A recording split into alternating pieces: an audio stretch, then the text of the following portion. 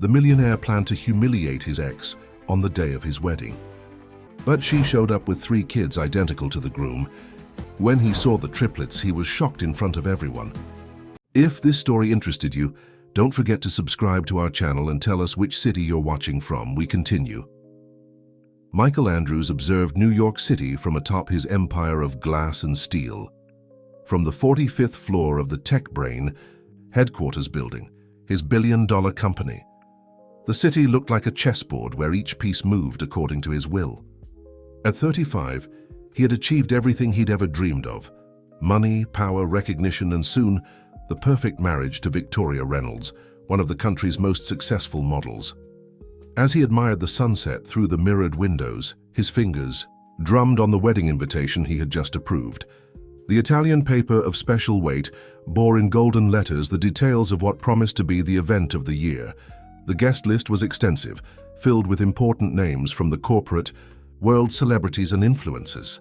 But there was one name in particular that made his heart race differently: Caroline Morgan. 6 years had passed since Caroline disappeared from his life without a trace. At the time, they were passionate college students with modest dreams and an uncertain future ahead. Her sudden abandonment served as fuel for his ambition. He transformed pain into determination and built a technological empire that revolutionized the national market. Diana Torres, his longtime assistant, entered the room with her usual efficiency. "Mr. Andrews, the final details of the wedding are settled. The press is already buzzing about the preparations." Michael nodded distractedly, his thoughts still stuck on the decision he had just made. "Diana, I want you to locate someone for me. Caroline Morgan. The last information I have is that she was studying medicine." The assistant hesitated for a moment, something rare in her always assertive behavior. "Are you sure, sir? There are only 2 weeks left until the wedding." "Absolutely." Michael turned to face her. "I want her to receive a special invitation personally." Diana made some notes on her tablet. "Any specific message?" "No, just the invitation will be enough." Michael smiled, imagining Caroline's reaction upon receiving the luxurious invitation, seeing how much he had prospered since she left him. What Michael didn't notice was the slight tremor in Diana's hands as she took notes. The assistant quickly left the room, her hands gripping the tablet with unnecessary force. On the floor below, Richard Miller, Executive Vice President of TechBrain, observed the movement through the security cameras. He saw when Diana hurriedly left Michael's office and a crooked smile formed on his lips. He took out his cell phone and typed a message: "We need to talk, urgent." Meanwhile, Michael continued to admire the city, satisfied with his decision. In his mind, the invitation was the final proof of his victory, the demonstration that he had completely overcome the past. Little did he know that this seemingly simple gesture was about to trigger a series of events that would shake the foundations of his perfectly controlled world. Victoria called at that moment, her melodious voice filling the room through the sound system. "Honey, I need your approval for the chapel decoration. I'm sending you the photos." Michael looked at the images arriving on his phone, imposing arrangements of white flowers, crystals, silks, and lights. Everything magnificently exaggerated, just as Victoria liked. "It's perfect," he responded automatically, while his thoughts wandered to a small chapel where, years ago, he and Caroline had made much simpler plans. St. Clair Children's Hospital was an oasis of colors amidst the gray of the city. Caroline Morgan walked through corridors decorated with children's drawings, greeting young patients and their parents. At 34, she had earned respect and admiration as one of the most dedicated pediatricians at the institution. Dr. Carroll. The high-pitched voice of Peter, one of her triplets, echoed down the corridor. He and his brothers, Luke and Gabriel, were running in her direction, followed closely by Mrs. Martinez, the nanny who accompanied them during their afternoons at the hospital. "Hi, my loves." Caroline knelt to hug the 3 5-year-old boys. Luke, the most reserved, merely rested, his head on her shoulder. Gabriel, always musical, hummed a new melody he had learned at school. Peter, curious as always, was already firing questions about the medical equipment he saw around. "Sorry, doctor." Mrs. Martinez approached, out of breath. "They insisted on coming here when they found out you were on duty." Caroline smiled, adjusting the dark hair of the boys, so similar to her own. "It's no problem, Mrs. Martinez. My shift is ending anyway. We can go home together." At that moment, her colleague, Dr. Beatrice, approached with an excited expression. "Carol, you won't believe it. Current Health magazine wants to do a story about our humanized pediatrics program. They're coming tomorrow for photos and interviews." The news was excellent. The program that Caroline had helped develop was transforming the lives of hundreds of children. "That's great, but tomorrow is Activities Day with the oncology children." "That's exactly why. They want to capture that moment. You've become a reference in this area." Caroline blushed slightly. She had never felt comfortable in the spotlight, preferring to dedicate herself silently to her work. Her thoughts were interrupted by Peter, who was pulling on her lab coat. "Mom, today at school the teacher asked about our dad," he said, with that characteristic innocence of children. "Why have we never met him?" Caroline's heart tightened. It was a question that was becoming increasingly frequent. Luke and Gabriel also stopped to hear the answer, their curious gazes fixed on her. "It's complicated, sweetheart," she responded, gently. "Sometimes people follow different paths in life, but you have so much love. You have me, Grandma Ann, Uncle John." "And Richard," Gabriel completed, referring to Caroline's recent boyfriend, who was gradually trying to get closer to the boys. Caroline nodded, although her smile faltered slightly. Richard was attentive and understanding, but something always prevented her from fully committing to that relationship. Perhaps it was the memories that insisted on remaining, or perhaps it was the weight of the secret she carried. "Doctor," called a nurse, approaching quickly. "There's a lady from TechBrain who wants to speak with you. She says it's urgent." The name of the company made Caroline freeze. Her hands started to tremble slightly, and she needed a few seconds to compose herself. "Mrs. Martinez, can you take the boys to the playroom? I'll be right there." As she walked toward the reception, Caroline felt her heart pounding in her chest. TechBrain, Michael's company. After so many years trying to contact him, after so many frustrated attempts to tell him about the children, why now? What could be so urgent? Diana Torres waited in the hospital reception, her impeccable suit contrasting with the relaxed environment. When she saw Caroline approaching, she couldn't help but startle. The young doctor emanated a serenity that didn't match the image Diana had built in her mind over the years. "Dr. Caroline Morgan?" Diana extended her hand, maintaining her usual professionalism. "I'm Diana Torres, executive assistant to Mr. Michael Andrews." Caroline shook the offered hand, feeling a familiar tingling upon hearing that name. "How can I help you?" Diana opened her folder and removed a golden envelope ornamented with embossed details. "Mr. Andrews would like you to personally receive this invitation to his wedding to Miss Victoria Reynolds." The world seemed to spin for a moment. Caroline stared at the envelope as if it were a bomb about to explode. Her hands, trained for delicate procedures with children, now trembled slightly. "Why after so much time?" The words escaped before she could contain them. Diana maintained her neutral expression, although her stomach turned with guilt. "Mr. Andrews thought it appropriate to invite important people from his past to celebrate this special moment." Caroline let out a humorless laugh. "Important? After ignoring all my attempts to contact him? After 6 years of silence?" Diana's mask of professionalism wavered for an instant. She knew exactly why those messages had never reached Michael. The weight of that secret, shared only with Richard Miller, became heavier each day. "Mr. Andrews is in a very positive phase of his life." Diana tried to maintain control of the situation. TechBrain has become a market leader, and his wedding to Victoria promises to be the event of the year. At that moment, childish laughter echoed down the corridor. The triplets, escaping Mrs. Martinez's vigilance, ran toward their mother. Luke, always observant, stopped upon seeing the elegant stranger. Peter and Gabriel, more outgoing, approached curiously. Diana paled upon seeing the 3 children. The resemblance to Michael was striking, especially in the green eyes and the shape of the face. Her gaze alternated between Caroline and the boys, while her hands gripped the folder with unnecessary force. "Are these your children?" The question came out in a thin voice. Caroline hugged the boys protectively. "Yes, they're my triplets, Peter, Luke, and Gabriel." "They're 5 years old?" Diana mentally calculated, feeling the blood freeze in her veins.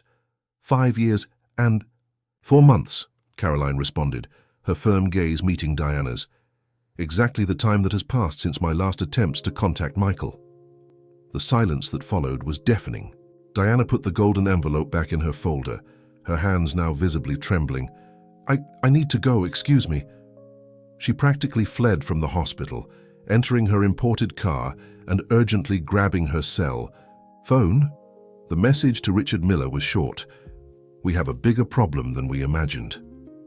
Caroline observed Diana's hasty exit, hugging her children more tightly. Peter looked up, curious. "Who was that pretty lady, Mommy?" "No one important, my love," she answered, kissing her son's forehead. But her heart beat rapidly, anticipating that this unexpected visit would change everything. That night, after putting the boys to bed, Caroline sat on her small balcony, observing the city. The modest apartment in the Brooklyn Heights neighborhood was her refuge, filled with children's drawings, scattered toys, and much love. Richard had called 3 times, but she didn't answer. She needed this moment alone. She took out her old diary, where she kept copies of all the messages and emails she had tried to send to Michael years ago. She reread each contact attempt, each plea for him to listen to her. At the time, the absolute silence had destroyed her. Now, after Diana's reaction, something didn't make sense. It was as if the pieces of a puzzle were beginning to move, revealing a very different image from what she believed she knew. Michael absent-mindedly flipped through Current Health magazine in his office, trying to distract himself from the endless wedding preparations. An article about humanized pediatrics caught his attention, but it was the photo accompanying the text that made his world stop spinning. Caroline smiled at the camera, surrounded by children. Her face had changed little, maintaining that sweet expression he had known so well. But it was the 3 children in the background of the photo that made his heart skip a beat. 3 identical boys with impossibly familiar eyes. "Diana!" His voice thundered over the intercom. "In my office now." While waiting, his eyes couldn't detach from the image. The children appeared to be about 5 years old. The timing was perfect, or perfectly devastating. His hands trembled as he held the magazine, memories and possibilities flooding his mind. Diana entered the room, paler than normal. Michael raised the magazine, his finger pointing to the photo. "Explain." "Sir, Diana began, but her words died upon seeing the expression on her boss's face. "How long have you known?" Michael's voice was dangerously calm. "The emails, the messages, the contact attempts. You intercepted everything, didn't you?" Diana sank into a chair, her defenses finally crumbling. "It was to protect you. The company was at a crucial moment, the negotiations with investors." "Protect?" Michael exploded, throwing the magazine on the desk. "You hid my children from me. 5 years, Diana, 5 years that I lost." It wasn't just her. A deep voice interrupted the discussion. Richard Miller was standing at the door, his face a mask of false concern. It was a strategic decision to protect TechBrain. Michael stared at his vice president, a cold fury taking over his being. "You two conspired to keep this a secret?" "The company needed you focused, Michael," Richard argued, entering the room. "An unexpected pregnancy, 3 babies. That would have destroyed everything we were building. Diana merely followed my guidance." "Guidance?" Michael laughed humorlessly. "You manipulated my life, my company, my future, and we transformed you into the most successful man in the country," Richard completed, his tone arrogant. "Look around you. All this exists because we kept you on the right path." Michael rose slowly, his green eyes sparking with anger. "Leave both of you now." "Michael, be reasonable," Richard tried to argue. "Your wedding is in 2 weeks. The press is on top of it. You can't create a scandal now." "Scandal?" Michael picked up his phone, dialing quickly. "Mark, this is Michael. Andrews, call an extraordinary board meeting for tomorrow and call my lawyers, all of them." Diana sobbed silently in her chair while Richard paled. "What are you going to do?" "I'm going to do what I should have done a long time ago," Michael responded, his voice cutting. "Clean my company of people who confuse loyalty with manipulation, and then—" He looked again at the photo in the magazine, his heart tightening. At seeing the innocent smiles of the boys, "I'm going to try to recover the time you stole from me." Alone in his office, Michael spent hours looking at the photo. Every detail of the boys, every trait he recognized as his own. The pain of betrayal mixed with a devastating longing for something he didn't even know existed until that moment.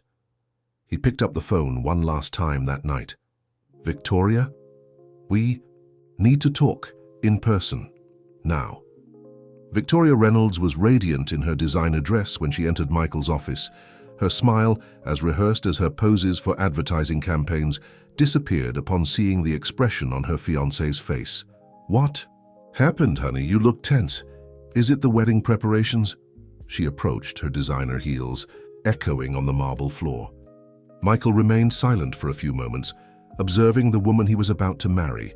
He had built a life based on appearances, on decisions made by others, on a carefully cultivated image. It was time to change that. "There will be no wedding, Victoria." The model froze, her expression oscillating between shock and disbelief. "What do you mean there will be no wedding? Everything is ready, the international press confirmed, the flowers from Holland." "I have 3 children," Michael interrupted, his voice firm. 3 5-year-old boys who don't know I exist, who were kept away from me by people who claimed to protect me." Victoria sat down slowly, her legs trembling. "Children? With whom?" "Caroline."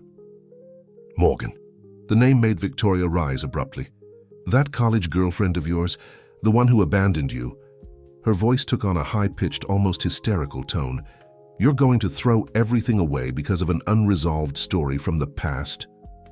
"It's not an unresolved story," Michael responded, running a hand through his hair in frustration. "It's my life, my family, a part of me that was stolen for years." "Family?" Victoria laughed humorlessly. "We are your family. I am the perfect woman for you, Michael. Together we are the most powerful couple in the country. Is that what you want to lose?" Michael observed his fiancée, seeing for the first time the superficiality of everything they had built. "What I lost were 5 years with my children. I won't lose even one more day." "You'll regret this," Victoria hissed, grabbing her designer bag. "The press will love to know how the great Michael Andrews abandoned his fiancée for some random doctor and 3 bastards." The word hit Michael like a slap. In 2 steps he was in front of Victoria, his eyes flashing with contained anger. "Never refer to my children that way again. Never." Victoria stepped back, frightened by the intensity of his reaction. Without further words, she spun on her heels and left the office, slamming the door forcefully. In the corridor, she met Richard Miller, who apparently had been waiting for the outcome of the conversation. "He's out of his mind," she muttered. "All that work to build the perfect image, thrown away." Richard smiled discreetly. "Don't worry, darling. Michael is emotionally unstable. The board will love to know this." Meanwhile, at the hospital, Caroline received an unexpected call. "Dr. Morgan? This is Mark Wilson from TechBrain's legal department. Mr. Andrews would like to arrange a meeting with you. It's about the boys." Caroline felt her heart speed up. "So he already knows?" "Yes, ma'am. And he would like to suggest a neutral location for the conversation, the park where you used to meet in college, tomorrow at 10 a.m. That suggestion made Caroline smile involuntarily. Central Park, where they had spent so many afternoons planning a future that never happened. "Tell him I'll be there with the boys." That night, Caroline couldn't sleep. She watched her children sleeping, so innocent, so oblivious to the approaching storm. Luke hugged his dinosaur plush toy, Peter had books scattered on his bed, and Gabriel slept with his headphones on as always. In her own room, Richard had left 3 unanswered messages. She knew she needed to end that relationship. It wasn't fair to anyone to continue something that now seemed so distant from her heart. The morning was surprisingly clear in Central Park. Michael arrived half an hour early, his heart beating erratically as he walked through places he used to frequent with Caroline. The wooden bench near the lake, where they spent hours talking about their dreams, was still there. Wearing jeans and a casual shirt, he looked very different from the executive he usually was. He had chosen to dress this way purposefully, wanting to approach the Michael that Caroline had known, the man he was before power and ambition transformed him. At 10 a.m. sharp, he saw her. Caroline walked along the main avenue, holding the hands of two boys, while a third clung to her bag. Michael felt the air escape from his lungs. Up close, the resemblance was even more striking. "Mom, who is that man?" Peter asked, always the most curious of the three. "Have you subscribed yet? Do it now and tell us which city you're watching from." Caroline took a deep breath. "That's Michael, a very special friend of Mommy's." The boys observed the stranger with different reactions. Luke, shy, partially hid behind his mother. Gabriel, looked with open curiosity, while Peter was already taking a step forward, always ready to ask questions. "Hi," Michael said softly, kneeling to be at the children's height. His voice trembled slightly. "You must be Luke, Gabriel, and Peter." "How do you know our names?" Gabriel asked, surprised. "Your mum must have told him, silly," Peter replied, rolling his eyes in a way that was identical to Michael, making his heart tighten. Caroline observed the interaction with contained tears. "Boys, why don't you go play a bit over there in the playground? It's close by. I can see you from here." After the children moved away, a heavy silence settled. Between the adults, Michael broke it first. "Why were you never able to tell me?" His voice was soft but laden with emotion. Caroline sat on the familiar bench, her hands trembling slightly. "I tried, Michael. God knows how I tried. Calls, emails, visits to the office.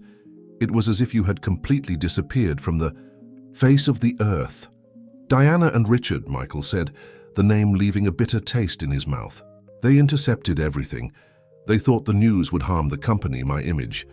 And you never suspected, never thought to look for me." There was a hint of hurt in her voice. Michael ran a hand over his face, feeling the weight of every wrong decision. "I was well lost. I transformed your departure into fuel for my ambition. I immersed myself in work, in business. I became exactly the kind of person we swore we'd never be." In the playground, Peter had convinced Luke to go down the slide, while Gabriel hummed on a swing. Michael observed them with fascination, trying to absorb every detail. "Luke is the shyest," Caroline commented, following his gaze. "He loves dinosaurs and has an impressive memory for scientific facts. Peter is curious, questioning, always wanting to understand how things work. And Gabriel? Well, Gabriel was born with music in his soul. Not a day goes by without him singing." How was the pregnancy?" Michael asked hesitantly. Caroline smiled sadly. "Difficult. Triplets are always a challenge. But my mother and my brother helped me a lot, and working with children, and that kept me strong." "I should have been there," Michael murmured, his voice choked. "For the first kicks, the ultrasounds, the birth." "You should have," Caroline agreed softly. "But there's no use dwelling on the past now. What matters is what we do from here." At that moment, Peter ran up to them, his green eyes shining with excitement. "Mom! Mom! Luke discovered a huge dragonfly. Come see!" Michael and Caroline stood up, walking together to the playground. They watched as Luke explained in detail about the life cycle of dragonflies, while Gabriel improvised a song about insects. "Uncle Michael," Peter suddenly called, making both adults freeze. "Do you want to see the dragonfly too?" "I'd love to," Michael responded, his voice trembling slightly. And as he bent down to observe the insect with his children, he felt that for the first time in years, he was exactly where he should be. The TechBrain boardroom was filled with tension that morning. The 15 most powerful members of the company met in an extraordinary session, convened by a Michael Andrews they barely recognized. The man who always prioritized numbers and results now displayed a different determination in his gaze. "Ladies and gentlemen of the board," Michael began, his firm voice echoing through the room, "I've called this meeting to expose a serious situation that compromises the integrity of this company. Richard Miller shifted uncomfortably in his chair, while Diana Torres, seated in a corner with her notebook, seemed about to faint. Over the past 5 years, I've been the victim of systematic manipulation by Mr. Miller and Ms. Torres. They intercepted personal communications, concealed crucial information, and directly interfered in my private life, all under the pretext of protecting the company's interests. Murmurs filled the room. Michael projected on the screen a series of recovered emails, archived messages, and call records. As you can see, there was a deliberate conspiracy to keep me away from information about my children. Yes, board members, I have 3 5-year-old children that I didn't know existed until yesterday. Board member Helen Mason, a lady respected for her integrity, was the first to speak. This is extremely serious, Mr. Andrews, not only from an ethical standpoint, but also a legal one. Richard stood up abruptly. Everyone here knows what TechBrain represents to the market. Our stocks, our reputation. We made difficult decisions to protect that. Protect? Michael laughed humorlessly. You used my moment of emotional fragility to manipulate strategic decisions. While I was focused solely on business, you built your own network of influence within the company. Board member John Peterson, a corporate governance expert, leafed through the documents with a grave expression. Mr. Miller, Ms. Torres, and anyone else involved in this scheme should be immediately removed from their positions until the conclusion of a complete audit. This is absurd, Richard protested. Michael is emotionally unstable. He cancelled his wedding. He's making hasty decisions. The only hasty decision I made, Michael interrupted him, was trusting people who confused loyalty with manipulation. Diana finally spoke, her voice trembling. I'm sorry, Mr. Andrews. Mr. Miller convinced me it was best for everyone. He had information about my past, used it against me. The silence that followed was deafening. Richard paled, realizing that his house of cards was beginning to collapse. I propose a vote, Helen Mason declared. Immediate removal of Mr. Miller and opening of an internal investigation. All in favor? Hands rose one by one. Richard watched, powerless as his empire crumbled. As for Ms. Torres, Michael intervened, I suggest administrative leave until the conclusion of the investigations. Her cooperation will be fundamental to understanding the extent of this manipulation. After the meeting, already in his office, Michael received a message from Caroline. Peter won't stop talking about the sky uncle we met in the park. He wants to know if you'll come back to see his mineral collection. An involuntary smile appeared on his lips. As he typed a response, he realized that for the first time in years, his priorities were truly aligned with his heart. On the way, out of the building, he found Diana waiting for him. Her eyes were red from crying. I never wanted to hurt anyone, she murmured. Richard, he knew things about my past, about my family. He said if I didn't cooperate. Michael observed her for a moment. The truth always finds its way, Diana. Now I need to find mine. Caroline's small apartment was different that night. On the living room table, 3 sets of children's plates shared space with adults' wine glasses. Michael had been invited to dinner, his first formal meal with his children. Luke meticulously arranged his cutlery, ensuring they were perfectly aligned. Peter bombarded Michael with questions about computers and technology, while Gabriel hummed a song he had composed, especially for the occasion. And then the teacher said that computers have their own language, Peter explained excitedly. Is it true that you work with that, Uncle Michael? Yes, it's true, Michael responded, still adapting to being called Uncle. In fact, our company develops programs that help other companies work better. Caroline observed the interaction from the kitchen, where she was finishing dinner.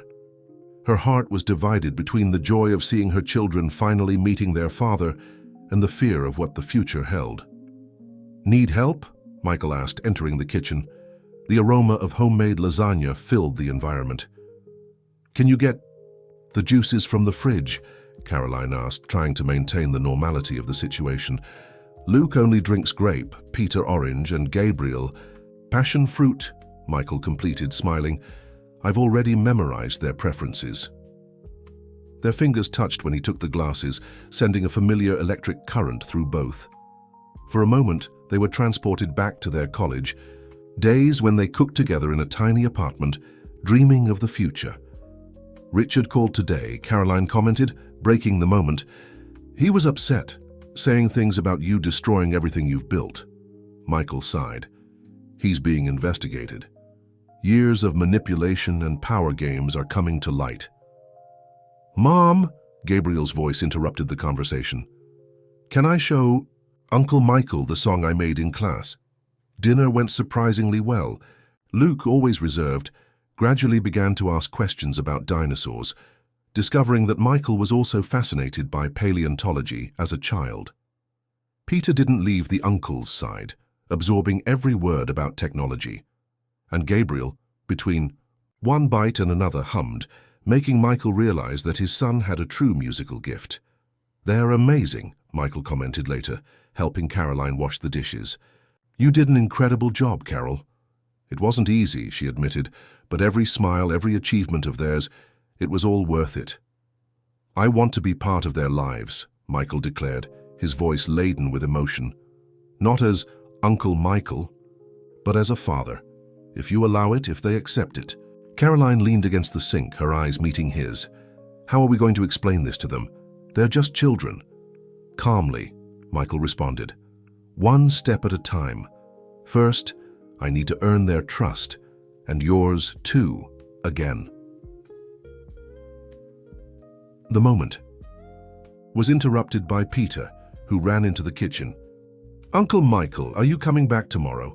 Luke wants to show you his fossil collection, and I want to tell you about my school science project." Michael knelt, getting to his son's height. "If your mother allows, I'll come back, and maybe we can do a science project together." Peter's eyes shone with excitement. He ran back to the living room, shouting to his brothers that the Sky Uncle would return the next day. "Sky Uncle?" Michael asked, amused. Caroline smiled. "It's because you work in that tall building. Peter says you must live near the clouds." At that moment, watching his children playing in the living room, Michael felt an absolute certainty. No business achievement, no millionaire contract, no market recognition compared to the feeling of being there, being part of that family he almost lost. The news of Michael Andrews' wedding cancellation exploded in the media like a bomb. Victoria, skilled at manipulating her public image, gave an exclusive interview to a celebrity magazine, painting herself as the bride abandoned on the eve of the big day. "Michael changed completely in the last few weeks," she declared strategically, position tears shining in her eyes. "He started making impulsive decisions, pushing away close people. I no longer recognized the man I was going to marry." At St. Clair Hospital, Caroline tried to maintain a normal routine, but it was impossible. To ignore the looks and whispers. The story had leaked, and now everyone knew that her triplets were the famous businessman's children. "Dr. Carroll," called Beatrice, her colleague, "there's some press people at the reception. They want a statement from you." Caroline sighed, exhausted. "Please tell them I'm in surgery." "I already did, but they won't give up. And there's more. Richard is downstairs too." The name made Caroline freeze. She hadn't spoken with her ex-boyfriend since everything came to light. The unanswered calls accumulated on her cell phone. "He's upset," Beatrice continued, concerned. "He's saying he needs to tell you something important about Michael." Caroline took her cell phone, quickly typing a message to Michael. "Richard is here at the hospital. Seems like he knows something about you." The response was almost immediate. "I'm on my way. Don't talk to him." In the hospital lobby, Richard paced back and forth, his impeccable suit contrasting with his disheveled expression. When he saw Caroline approaching, his eyes shone with a disturbing intensity. "Carol, you need to listen to me," he began, approaching. "Michael is not who you think. I know things about him, about the company." "What things, Richard?" Michael's voice sounded behind them, making Richard turn abruptly. "You!" Richard pointed an accusing finger. "You destroyed everything we built. Years of work, strategies." "Built?" Michael laughed humorlessly. "You built a web of lies. You used Diana. Manipulated information. Why do you think Diana cooperated so easily with me? Richard retorted, a sinister smile forming on his lips. Because she knew about the accident. Michael visibly paled. Caroline looked from one to the other, confused. What accident? She asked. Ask him about the night your father... It passed away, Richard said, savoring each word. Ask who was driving the car that... Enough! Michael advanced, but Caroline positioned herself between them. Michael! Her voice trembled. What is he talking about? Michael ran a hand through his hair, his expression tortured. Your father, he was teaching me to drive that night. I had just turned 18. The road was wet. Caroline took a step back, painful memories flooding her mind. Her father, always so loving, had passed away in a car accident when she was 16. Michael, at the time her best friend, was by her side throughout the morning. Why did you never tell me? She whispered. Because he's a coward, Richard interjected. He preferred to let you think it was just some accident. Diana discovered this in the old files and used it to blackmail me, Michael completed, his voice laden with pain. But she didn't know everything. She didn't know your father forgave me before he passed, Carol. That his last words were for me to take care of you. The silence that followed was deafening. Caroline felt her world spinning, decades of history being rewritten in her mind. Gentlemen, Beatrice's firm voice cut through the moment. This is a hospital. We have patients who need tranquility. Richard straightened his tie, recovering part of his composure. This isn't over, Michael. You may have removed me from the company, but you can't erase the truth. When he left, Caroline and Michael remained in silence, the weight of the revelations hanging between them. Upstairs, oblivious to all this, 3 boys played in the hospital playroom, their laughter echoing through the corridors as a reminder of what really mattered. In Caroline's apartment, the night silence was broken only by the soft sound of the television in the boys' room. Michael and Caroline were sitting on the balcony, 2 untouched cups of coffee between them. Why did you never look for me after I left for medical school? Caroline finally asked, her voice low so as not to wake the children. Michael looked at the illuminated city. I carried so much guilt, Carol. Your father was like a second father to me, and I couldn't look in your eyes knowing what had happened. He loved you. Like a son, Caroline said softly. Now I understand why he always said you were special, even before we started dating. A noise coming from the children's room interrupted the conversation. It was Luke, having another of his nightmares. Caroline got up quickly, but Michael stopped her. Can I go? I want to try it if you allow it. Caroline nodded, watching as Michael silently entered the room. Luke was sitting on the bed, hugging his dinosaur plush toy, silent tears running down his face. Hey, champion, Michael whispered, sitting on the edge of the bed. Bad dream? Luke nodded, still clutching the toy. You know, when I was little like you, I also had many nightmares, Michael continued, his voice soft. Do you know what helped me? Thinking about good things before sleeping? How about we think about dinosaurs? Luke's eyes lit up slightly. You like dinosaurs? Very much, especially the Diplodocus. What's your favorite? Parasaurolophus, Luke promptly answered, because they made music with their crest. Like Gabriel? Michael smiled, making Luke laugh softly. At the door of the room, Caroline observed the scene with a tight heart. Peter and Gabriel slept deeply in their beds, oblivious to the whispered conversation. Uncle Michael, Luke called sleepily, already settling back down. Are you going to stay here?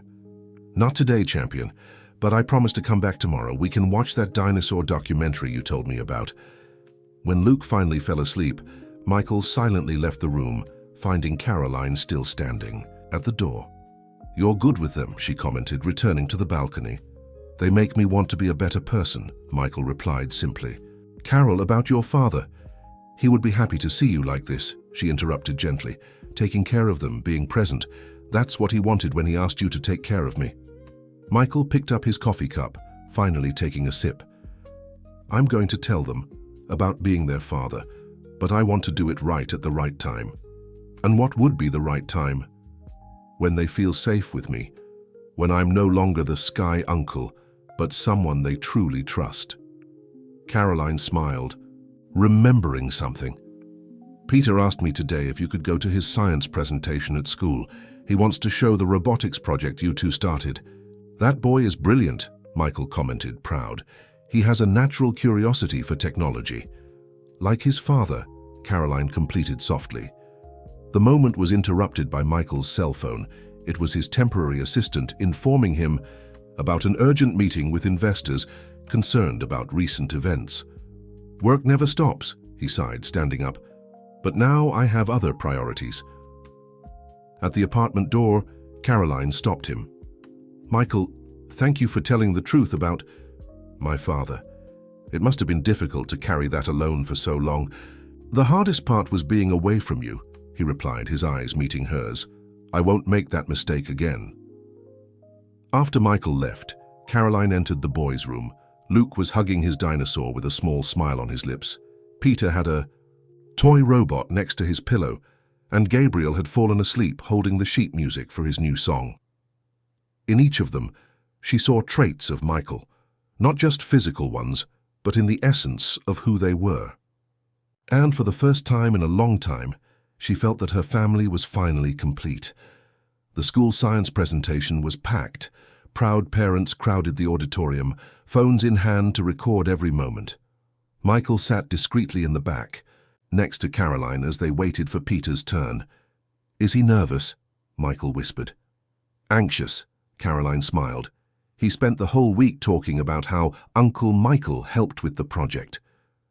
The small robot they had built together was simple but functional. Peter had absorbed every explanation about circuits and basic programming like a sponge, asking questions that surprised even Michael. When his turn came, Peter took the stage carrying the robot carefully.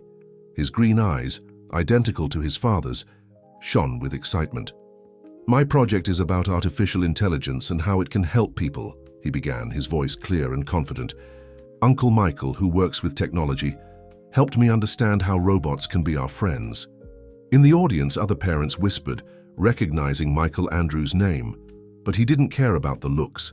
His attention was completely focused on his son, who enthusiastically explained how the robot could identify colors and respond to simple commands. Luke and Gabriel, seated with the class, watched their brother with pride.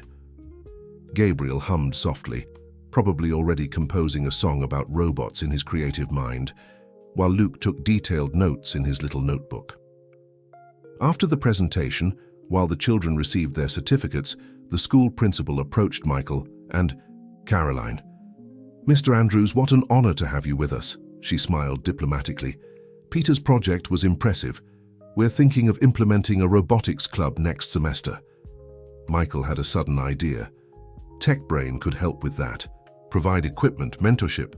The principal's eyes shone. That would be wonderful. Actually, we were thinking of expanding our technology area, but the budget... I can schedule a meeting to discuss the possibilities, Michael offered. Perhaps a program that benefits not just this school, but others in the region. Caroline observed the interaction with a smile. Michael was different. He was no longer just the executive focused on profits and expansion. There was a greater purpose in his decisions now. After the ceremony, as they walked to the car, Peter couldn't stop talking about how his project was the only one with a real robot. Luke proudly carried his brother's certificate, while Gabriel improvised a song about intelligent robots and powerful hearts. Uncle Michael, Peter called, his voice suddenly serious. Why had you never appeared before? The question caught everyone by surprise.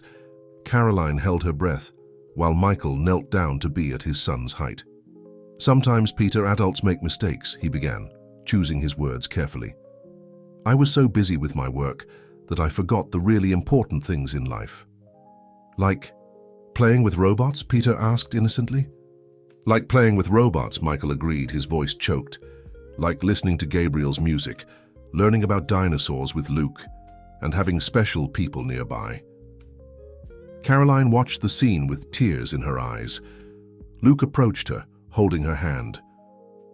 Mom, he whispered, in his always analytical voice, Uncle Michael looks at us the same way you do. What do you mean, sweetheart? With that look you have when you say you love us, he explained simply.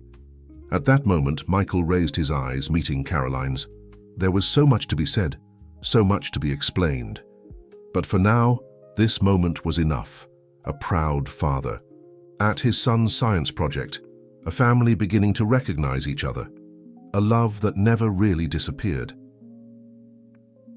The music conservatory was filled for the children's year-end recital. Gabriel, seated at the piano, nervously adjusted his bow tie, a special gift from Michael for the occasion. It would be his first solo performance, and he had insisted that the whole family be present. Caroline adjusted the camera to record the moment, while Peter and Luke took their places in the front row, both wearing suits that matched their brothers. Michael arrived at the last minute, still in his executive suit, carrying a bouquet of yellow flowers, Gabriel's favorites. "I managed to reschedule the entire agenda," he whispered to Caroline. "I wouldn't miss this for anything."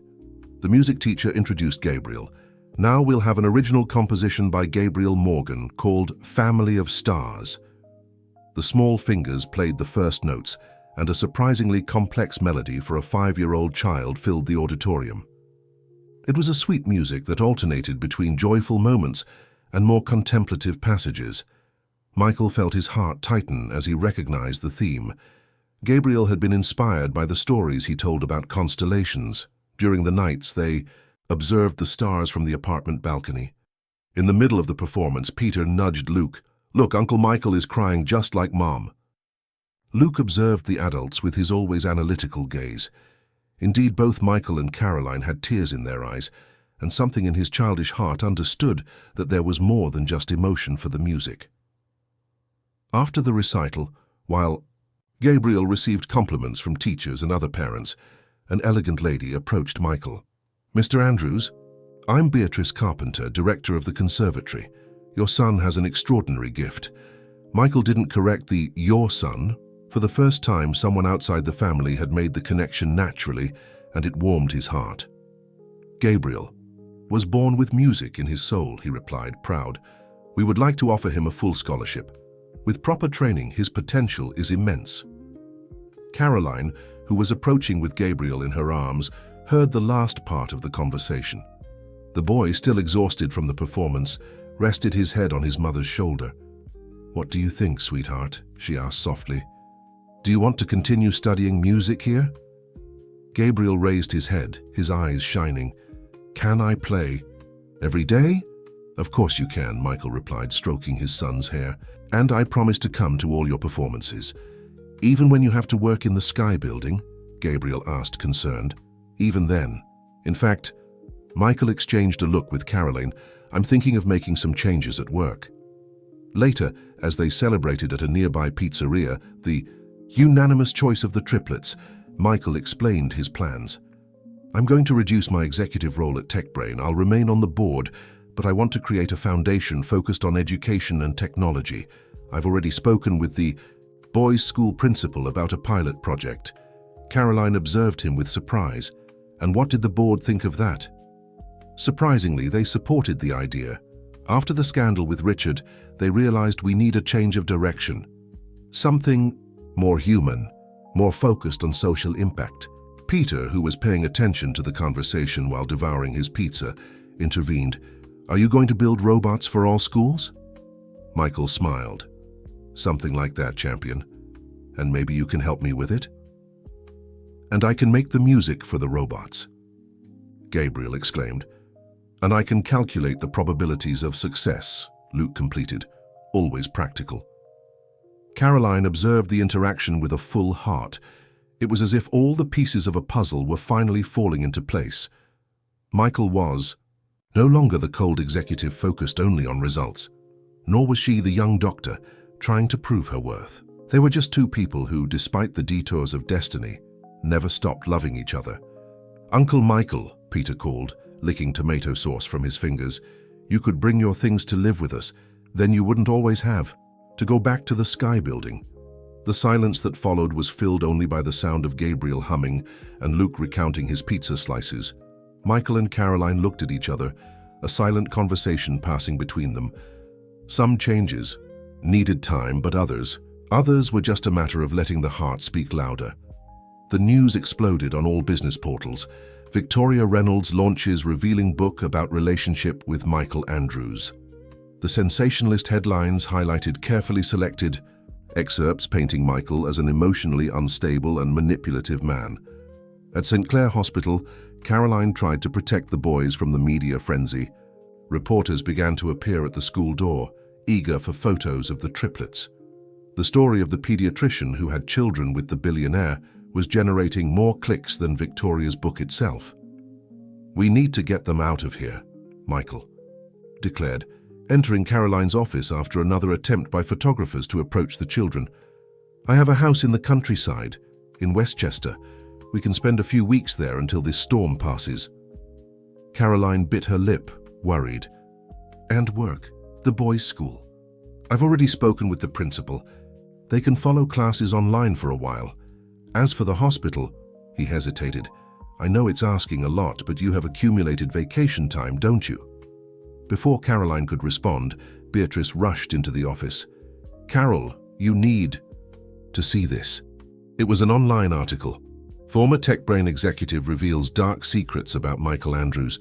Richard had given a bombshell interview, mixing half-truths with malicious insinuations about the past. "He's out of control," Michael murmured, running a hand through his hair, "but I won't allow him to hurt our family." The word "our" made Caroline's heart speed up. In recent weeks, Michael had become a constant presence in their lives. The boys adored him, and she was increasingly certain that her feelings had never really changed. "Okay," she decided, "let's go to Westchester, but we need to tell them the truth first." Michael nodded, his face a mixture of relief and apprehension. "Tonight?" The house was an enchanting refuge, surrounded by greenery and with a spectacular view of the mountains. The boys were amazed by the space, especially with the telescope installed on the porch. Michael knew about Luke's fascination with astronomy. After dinner, they all sat in the cozy living room. Peter was playing with a new robotics kit. Gabriel was strumming a small guitar that Michael had bought especially for him, and Luke was observing everything with his usual curiosity. "Children," Caroline began softly, "Uncle Michael and I need to talk to you about something important." The three stopped their activities, feeling the seriousness of the moment. Michael sat closer, his heart beating rapidly. "You know that every family is special in its own way," Caroline continued. "Some have dad and mom living together, others just mom or just dad. Like us," Peter interrupted. "We have you, Mom, and Uncle Michael who came from the sky."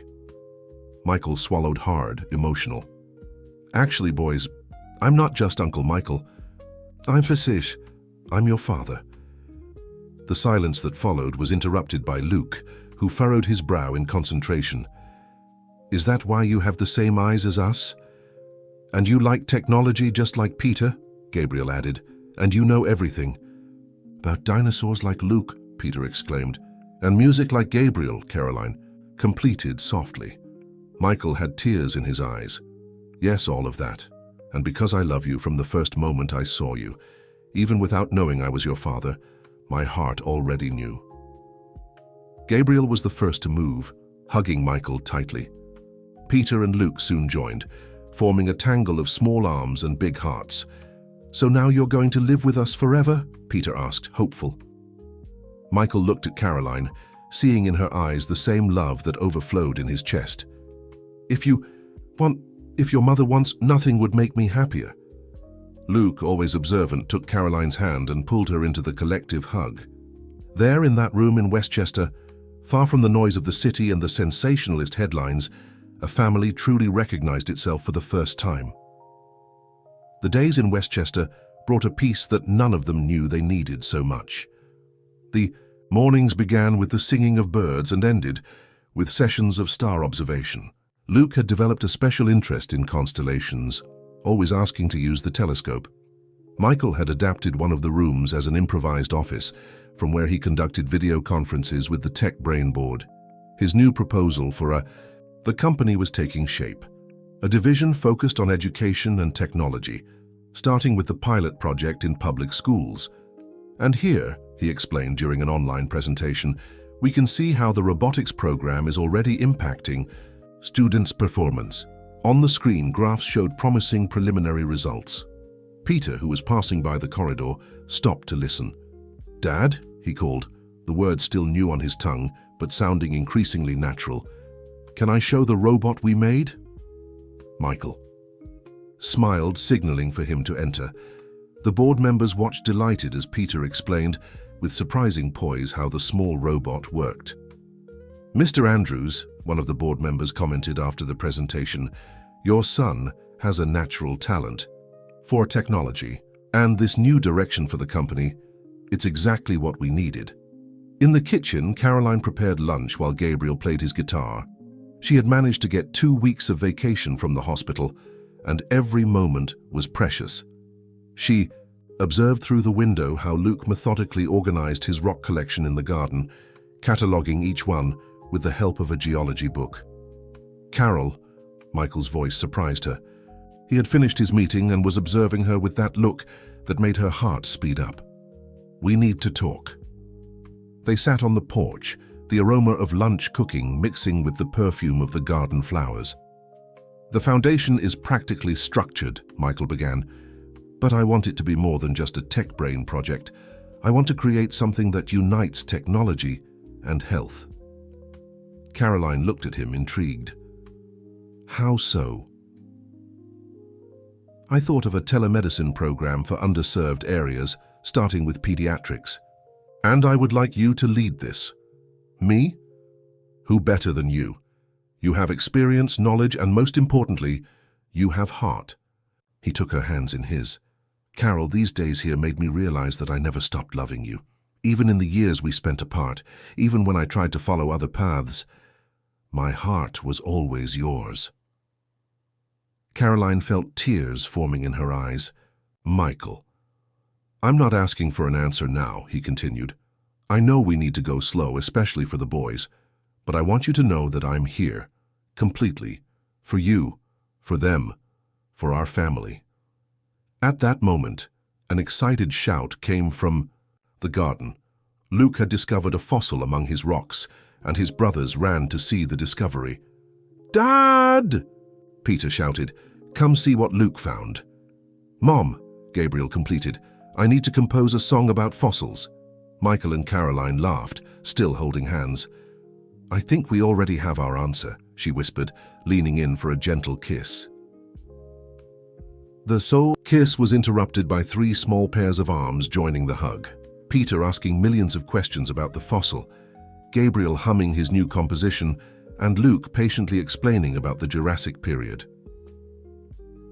At that moment, under the afternoon sun in Westchester, far from the noise of the city and the complications of the corporate world, they were just a family that lost and found itself, that was separated by secrets but reunited by love, a family that, finally, was complete.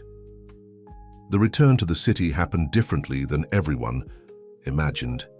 Instead of returning to their separate apartments, Michael and Caroline decided to look for a new house, a place that could be the beginning of their story as a family. "What do you think of this one?" Michael asked, showing photos of a spacious house in Riverdale.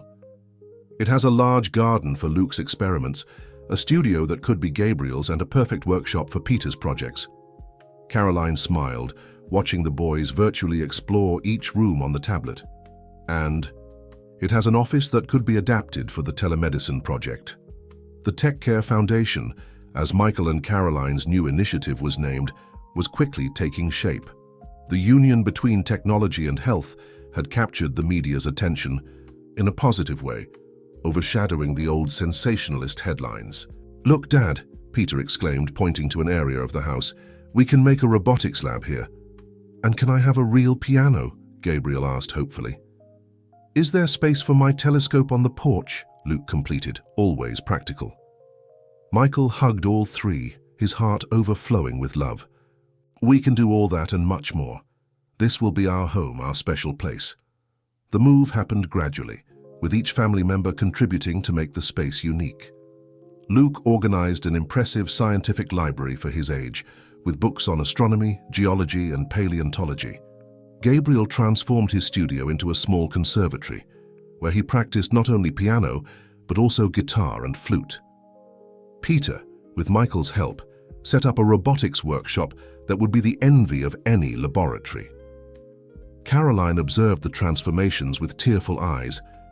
In her adapted office, she was already conducting the first online consultations for children from distant communities. The technology developed by TechBrain made it possible to examine patients remotely with surprising precision. Dr. Carroll called a virtual nurse during a consultation. "We have 3 more patients waiting from the Appalachian region. You can forward them," she replied, adjusting her equipment. The pilot project was exceeding all expectations. At the end of a particularly productive afternoon, Michael arrived home carrying a surprise, the first printed edition of Social Innovation magazine, with a cover story about the Tech Care Foundation. "Couple unites technology and health to revolutionize pediatric care," Luke read aloud, proud. "There's a photo of us."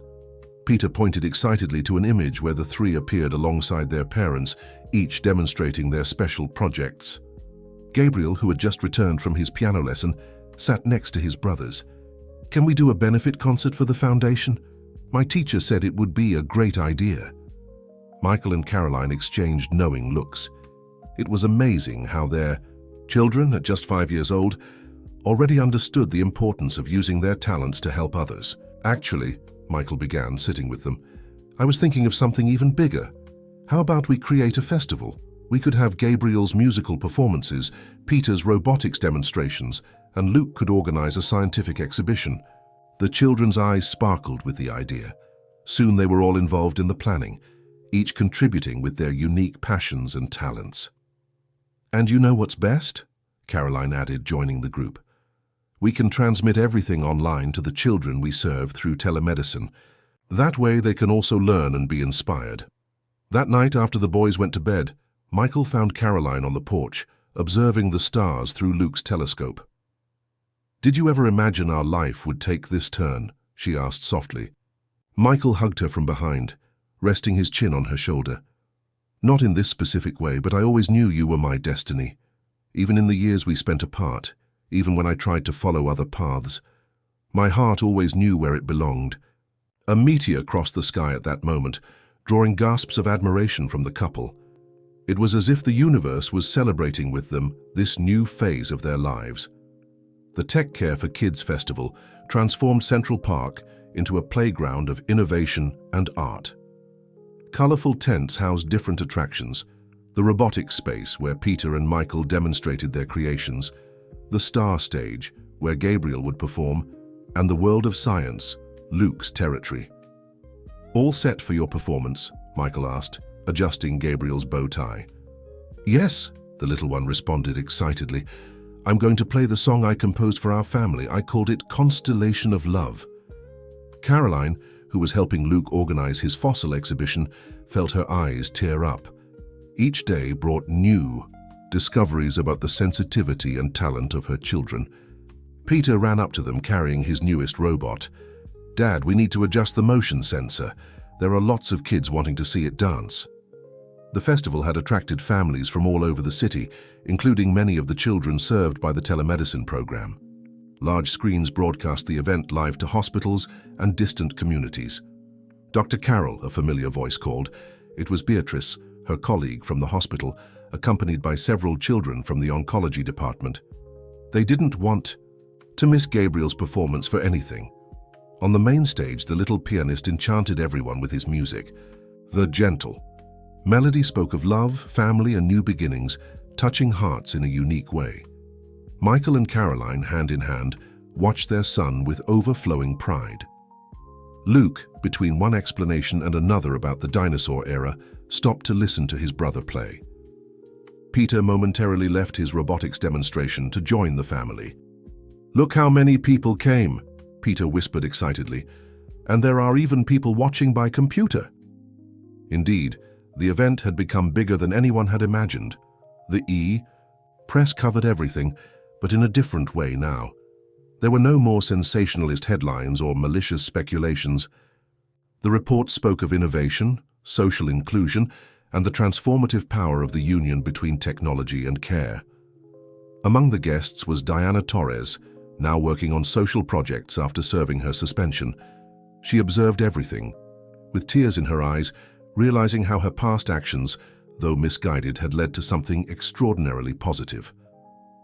At the end of the day, as families began to disperse and teams began dismantling, the five remained in the park. Gabriel still gently strummed his guitar, Luke methodically organized his rock samples, and Peter excitedly explained to some latecomers how his robot worked. "Did you know that constellations change position throughout the year?" Luke commented, looking at the sky that was beginning to darken. "But some stars always stay together. Like us," Peter exclaimed.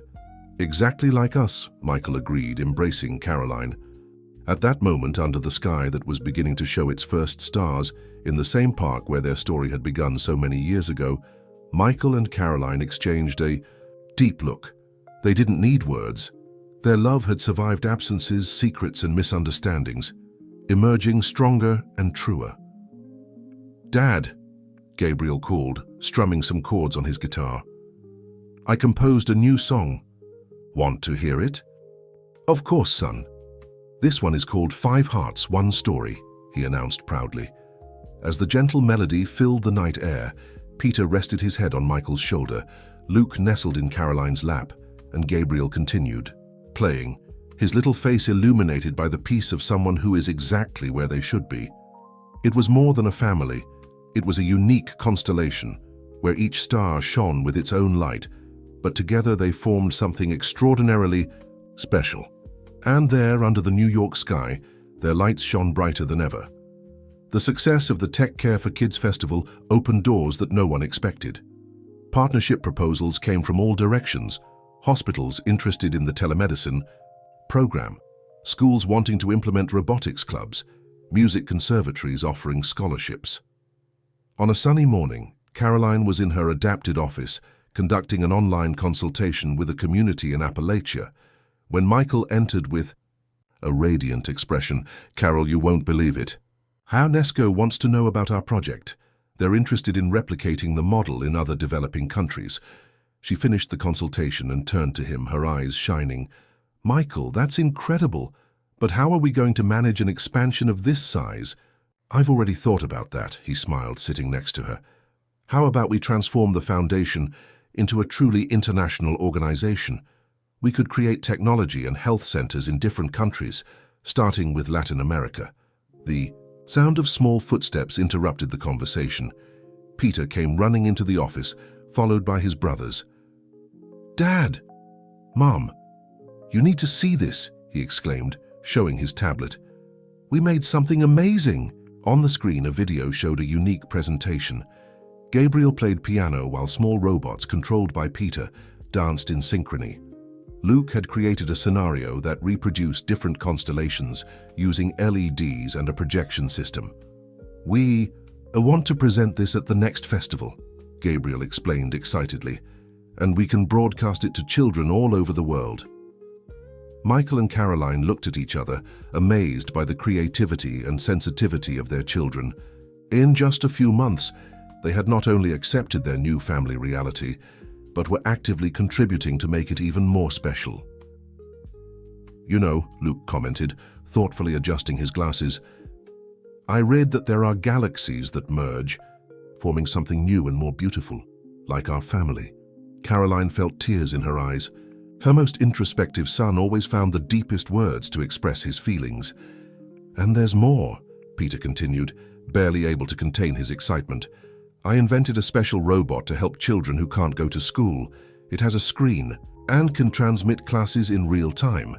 Luke helped with the calculations, Gabriel added, proud of his brother, and Gabriel composed a song for the robot to sing, Luke completed, smiling. Michael observed the interaction of his children, with his heart overflowing with love and pride. Each of them had inherited not only his physical traits, but also his passion for creating and innovating. And from Caroline, they inherited the sensitivity and desire to help others.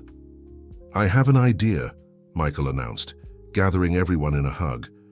"How about we transform the next festival into a global event? We could hold simultaneous presentations in different countries, all connected by technology." The Children's eyes sparkled with the proposal. Soon they were all involved in the planning, each contributing with their unique abilities. Peter with technology, Gabriel with music, and Luke with meticulous organization. Caroline observed the scene with a serene smile. If someone had told her 6 years ago that her life would take this turn, she probably wouldn't have believed it. But there she was, living a dream that exceeded any expectation. "What are you thinking about?" Michael asked softly, noticing her distant look. "About how life is surprising," she replied, "about how the greatest gifts sometimes come disguised as challenges." Michael hugged her from behind as they watched their children animatedly discussing the details of the next project. "You know what surprises me the most?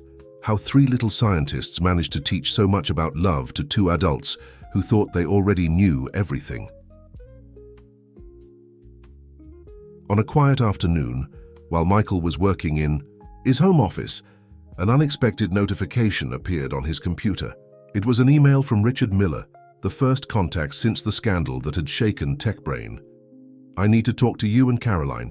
It's about the past, about choices, and about forgiveness."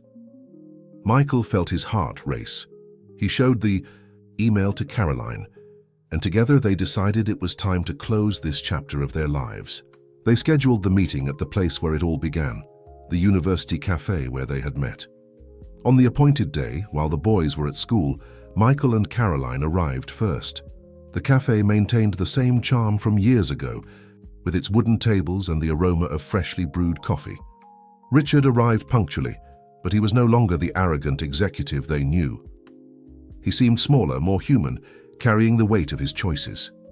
"Thank you for coming," he began, his voice low. "I've spent the last few months reflecting on my actions, on the harm I caused." "Why, Richard?" Caroline asked softly. "Why? So much effort to keep us apart." Richard took a deep breath, his hands trembling slightly as he held his coffee cup. "Power, control. I thought that by manipulating Michael, keeping him focused only on business, I could take real control of the company. But in the process, I became someone I no longer recognize." "And Diana?" Michael questioned. "Why involve her?" "She had her own secrets, her own vulnerabilities. I manipulated her as much as I manipulated you." Richard paused, swallowing hard. "I heard she's working with social projects now. At least something good came out of all this." Caroline observed the man before her, realizing that the anger she once felt had transformed into something close to compassion. "You know, Richard, sometimes the worst moments of our lives lead us to the best destinations." "I've seen what you built," Richard commented, a small smile appearing on his lips. "The foundation, the work with children, it's inspiring." "Want to see their projects?" Michael offered, surprising both Richard and Caroline. "The boys are always excited to show their creations." Richard blinked, emotional. I would love that, if you really don't mind." That same afternoon, after picking up the children from school, Richard met the triplets. To his surprise, he didn't find hostility or distrust, only the pure and innocent curiosity of 3 little scientists. Peter showed his latest robotics project, explaining excitedly how it worked. Gabriel played a song he had composed, filling the environment with melody and peace. Luke, after carefully observing the visitor, offered to share his knowledge about astronomy. "Did you know that some stars seem to be alone?" Luke explained, adjusting his telescope. "But they're actually part of larger systems. We just need to look more carefully." Richard felt tears in his eyes, understanding the profound wisdom in the child's words. Michael and Caroline observed the scene with a mix of emotions, realizing that forgiveness not only liberates those who are forgiven, but also those who forgive. "You've built something extraordinary here," Richard said quietly, preparing to leave. "Not just the foundation or the projects, but this family. Thank you for allowing me to see this." When he left, Michael embraced Caroline as they watched their children return to their activities. Peter adjusting his robot, Gabriel composing at the piano, and Luke making notes about the constellations he planned to observe later. "You know what's most amazing?" Caroline murmured. How our children teach us every day about unconditional love and forgiveness. Michael gently kissed her forehead. They are our greatest work. Our best version. It was a special night at the New York Planetarium. The Tech Care Foundation was completing its first year, and the celebration couldn't be in a more appropriate place. The domed ceiling reflected an impressive projection of the night sky, creating the perfect atmosphere for the event. Luke, now 6 years old, was in his element, explaining to a fascinated audience about the different constellations. His presentation was part of a unique spectacle. While he narrated the stories of the stars, Gabriel played a suite specially composed for the occasion, and Peter's robots danced, creating luminous patterns that mimicked celestial movements. In tune. The front row, Michael and Caroline watched their children with indescribable pride. A year had passed since the truth came to light, since their lives changed completely. The foundation now served thousands of children in different countries, combining technology, health, and education in innovative ways. And this constellation, Luke pointed, his voice clear and confident, is like our family. Each star has its own brightness, but together they form something even more special. Gabriel at the piano began a gentle melody that he had composed especially for this moment. Peter's robots moved in synchrony, creating a spectacle of light and movement that left the audience amazed. Among the guests were Diana, now the Foundation's social projects coordinator, and Richard, who had found his own path in volunteer work. Even Victoria was present, having finally made peace with the past. After the presentation, while guests circulated admiring the interactive exhibition that blended art, science, and technology, Michael called his family for a special moment. "I have a surprise," he announced, guiding them to the center of the planetarium. With a command, the stars above them began to move, forming a new configuration. "Dad!" Peter exclaimed. "It's the robots controlling the projections." "Exactly," Michael smiled. "But look carefully." The stars formed a message. "Caroline, will you marry me?" Gabriel immediately began playing a new melody, while Luke excitedly explained how his father had programmed that specific star configuration. Peter controlled the robots to form a corridor of lights around them. Caroline, with tears in her eyes, looked at her four loves. The boys smiled, clearly complicit in the surprise. Michael knelt, presenting a ring that shone like the stars above them.